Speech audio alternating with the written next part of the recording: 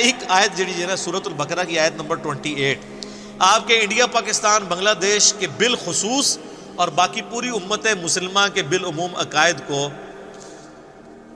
Pacific ocean میں پھینک دیتی ہے۔ ڈر جاؤ اس دن سے، لا تجزی نفس عن نفس شیئا، جب کوئی جان کسی دوسرے جان کا بدلہ نہیں دے سکتی، ولا یقبل منہا شفاعہ، نہ کوئی دھونس کے ساتھ شفاعت کر سکتا ہے، ولا یؤخذ منہا عدل، نہ کسی سے کوئی معاوضہ قبول کیا جائے گا، ولا ہم ینصرون، اور نہ کوئی کسی کا مددگار بن سکے گا۔ چار چیزوں کا انکار آ گیا۔ اونٹ پیر تو اڑے کتنے گئے؟ تو بےچارے آپ کو ٹھیک ہی تو کہتے ہیں، آپ کیوں نہیں مانتے کہ قرآن حدیث ڈائریکٹ نہیں پڑھنا گمراہ ہو جاؤ؟ بالکل ٹھیک کہہ رہے ہوتے ہیں۔ ان کی ڈاکٹرن میں آپ گمراہ ہو جائیں گے اور قرآن کی ڈاکٹرن میں ہدایت پہ آ جائیں گے۔ یہ بھی سورۃ الاعراف میں آیت آئے گی کہ جس کا گیئر الٹا لگ جائے، اللہ تعالیٰ فرماتا ہے اس کو ہدایت کا راستہ گمراہی نظر آتی ہے، گمراہی کا راستہ ہدایت نظر آتی ہے۔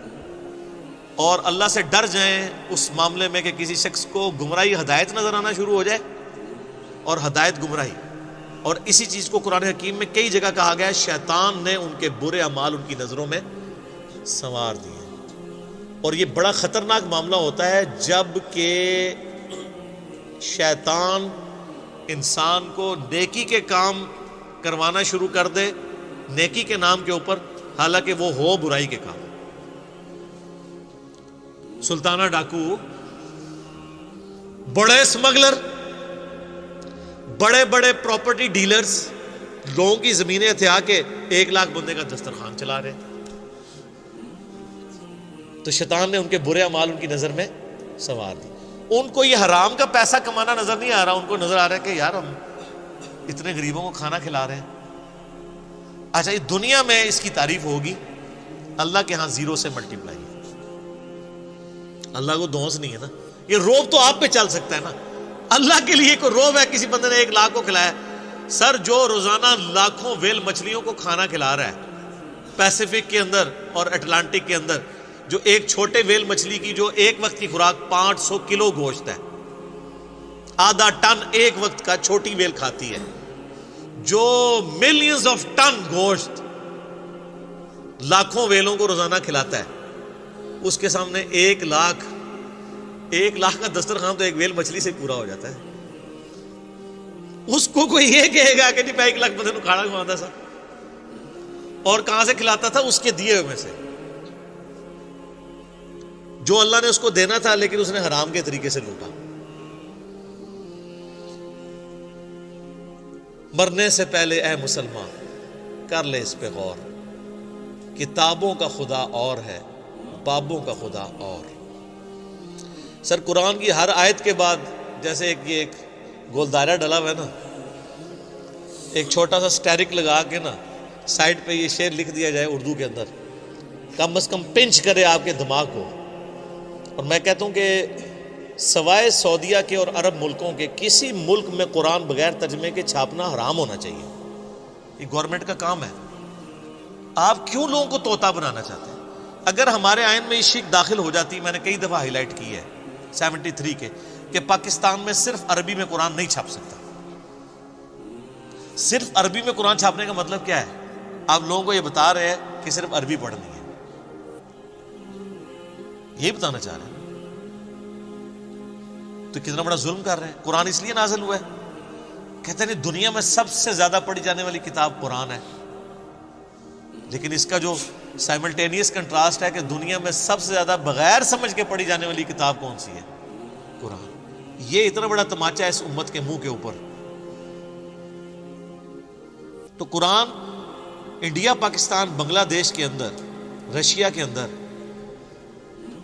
ایران کے اندر بغیر ان کی نیٹو لینگویج کے ترجمے کے چھپنا ہی نہیں چاہیے،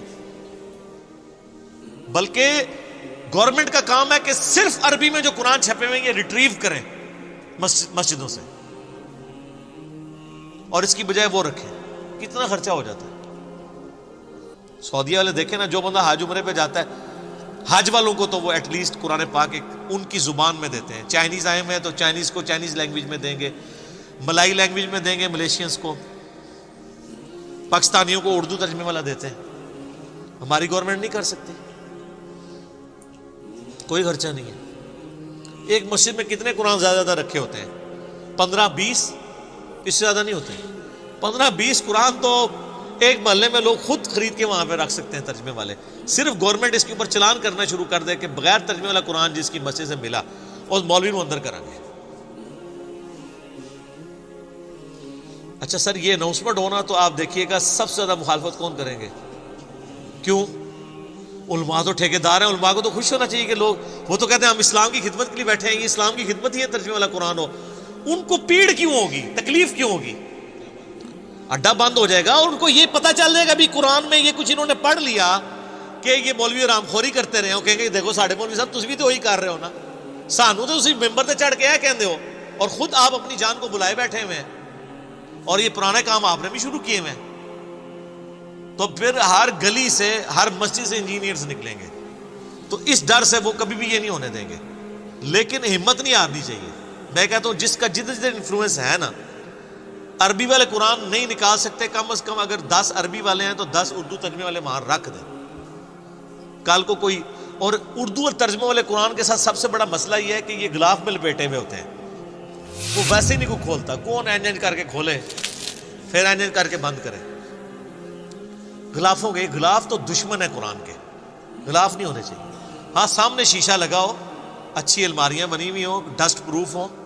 قرآن کے اوپر غلاف کا کیا تک لگتا ہے؟ آپ خود مجھے بتائیں نا، 2 قرآن پڑھے ہوئے، ایک غلاف میں اور بغیر غلاف کے، آپ غلاف والے کو ہاتھ لگائیں گے؟ اتنا ٹائم کس کے پاس ہے یار؟ لیکن سعودیہ میں آپ دیکھیں نا، خصوصاً حرمین کے اندر میں نے دیکھا ہے، کمال کام کیا ہوا انہوں نے۔ پیتل کی خوبصورت چھوٹے سائز کی انہوں نے اتنے سائز کی رکھی ہوئی ہیں الماریاں جو سامنے سے کھلی ہوئی ہیں، اور روزانہ ان کی صفائی ہوتی ہے، ڈسٹنگ ہوتی ہے، قرآن جتنے رکھے ہوئے ہیں ان کی۔ اور جیسے ہی کوئی ایسا موسم آتا ہے نا جس میں ہیومیڈیٹی بڑھ جاتی ہے، تو وہ شیشہ پلاسٹک جو ہوتا ہے نا، اس کی سامنے لیئرز لگا دیتے ہیں، وقتی طور پہ لٹکا دیتے ہیں تاکہ گیلے نہ ہوں قرآن، اور پھر جب موسم کھل جاتا ہے پھر وہ ہٹا دیتے ہیں۔ مساجد کے اندر بھی، شوکیس کے اندر، میں نے نہیں، وہاں کو غلاف کے اندر میں نے قرآن نہیں دیکھا سعودیہ پورے میں کہ غلاف کے اندر قرآن پڑھا ہوا ہو۔